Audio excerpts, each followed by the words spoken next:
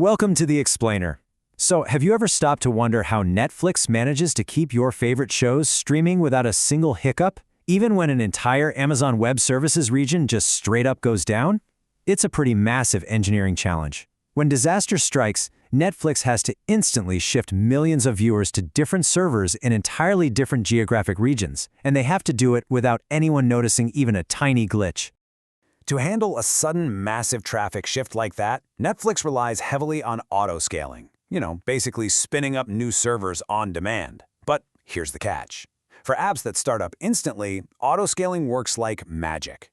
But a huge chunk of Netflix's backend is written in Java, and some of those Java applications have notoriously slow startup times. Because they literally can't boot up fast enough to handle a sudden spike in traffic, Netflix is forced to pay for thousands of expensive, fully booted, but completely idle virtual machines. They're just sitting there in every region, waiting for a disaster that might not even happen. It is a wildly expensive insurance policy.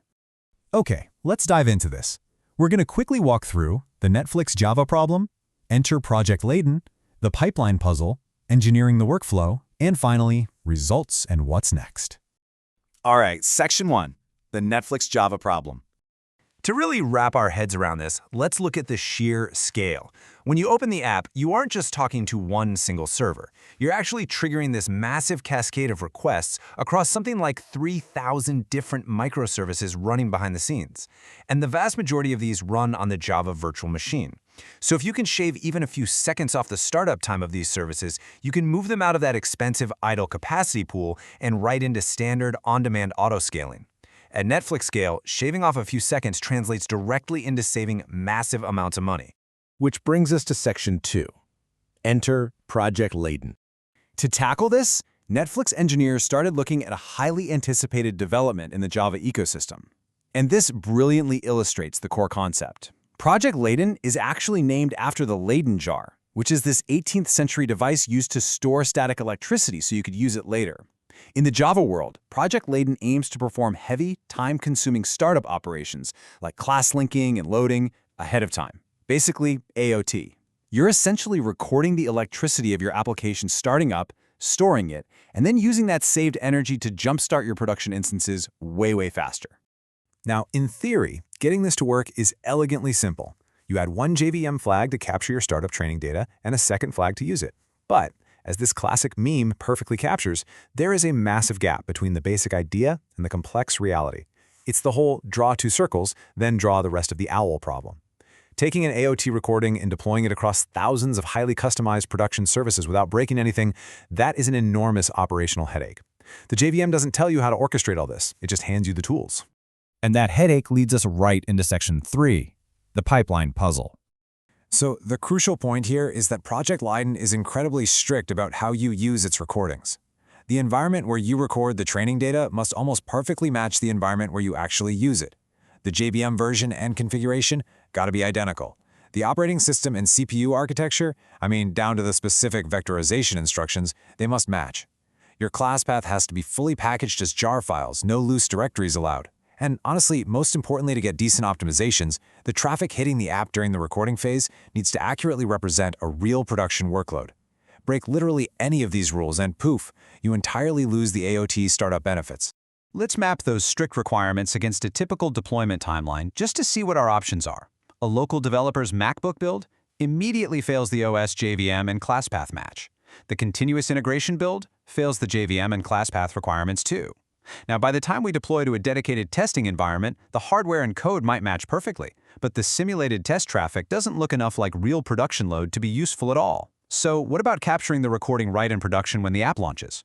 Well, while it perfectly matches all the requirements, trying to dynamically record, terminate, save, and distribute files across a live production fleet is simply way too risky and complex.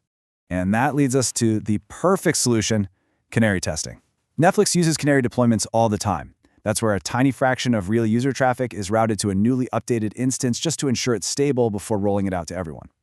This right here is the Goldilocks zone. It runs on the exact same CPU, OS, JVM, and ClassPath as production. It sees actual production traffic. And best of all, a canary test has a strictly defined start and end time, which makes it the absolute perfect sandbox to finally capture our AOT data. All right, Section 4, engineering the workflow. Knowing exactly where to record is really only half the battle. The team still had to automate the capture without building some fragile centralized service. So they decided to bake the intelligence directly into the application's own startup scripts.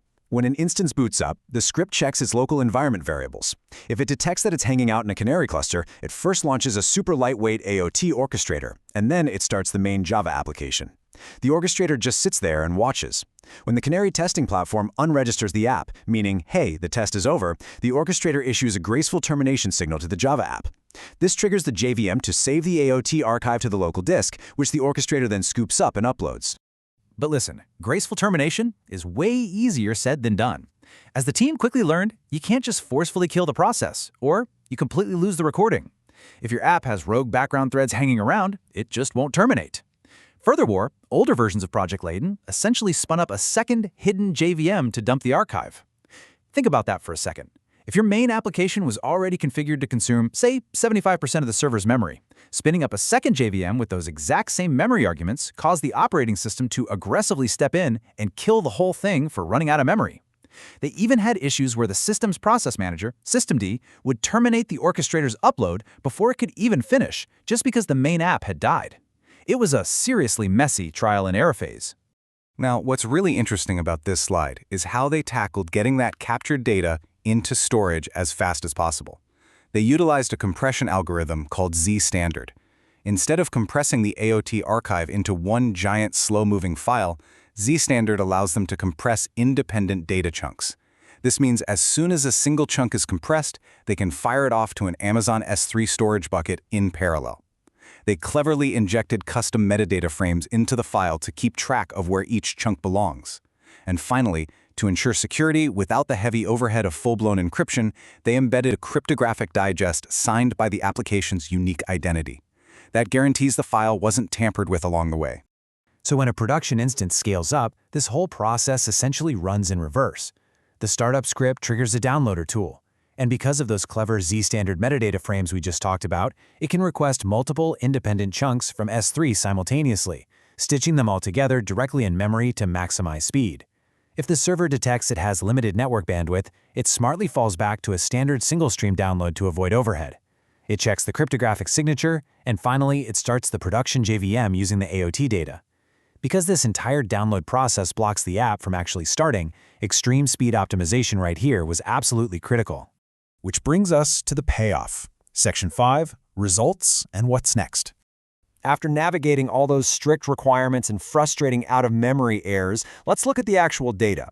For the benchmarked application, the standard baseline startup time with 0 AOT optimizations was 50 seconds. By applying the AOT cache they captured during canary testing, the startup time dropped to just 40 seconds. However, we have to be honest here and include the time it takes to actually download the archive from S3, which, thanks to their engineering, was highly optimized down to just 2 seconds. That leaves us with a net startup time of 42 seconds. And that translates to a massive 16% net improvement in application startup time. Keep in mind, these aren't simple little tutorial applications. These are massive, complex, enterprise microservices. At Netflix's scale, shaving 8 net seconds off startup times across thousands of services allows them to aggressively reduce those incredibly expensive idle capacity pools we talked about at the very beginning. Let's move on and see how this builds into the future of Java deployments. Netflix is already planning to roll this out across all JDK 25 applications that use canaries. Even better, JDK 26 introduces a new command to end a recording without needing to actually terminate the process, which completely solves those annoying out-of-memory headaches we discussed earlier. To get the startup time down even further, they're exploring pulling the S3 download out of the critical startup path entirely, maybe moving it to a sidecar container that downloads the file before the Java app even realizes it needs it. And ultimately, as Project Layden evolves to cache actual compiled code, not just profiling data, performance is going to get even faster. The Netflix team managed to build this entirely with local instance data, completely avoiding a fragile centralized orchestration service. They utilized their existing canary tests perfectly. So, evaluating your own architecture. As Project Layden evolves, where's the perfect place in your pipeline to capture that just-in-time, ahead-of-time magic? Think about your testing environments, your specific traffic patterns, and your infrastructure constraints. The tools are definitely here, but as we've seen, it's really up to you to draw the rest of the owl. Thanks for joining me on this explainer, and keep optimizing.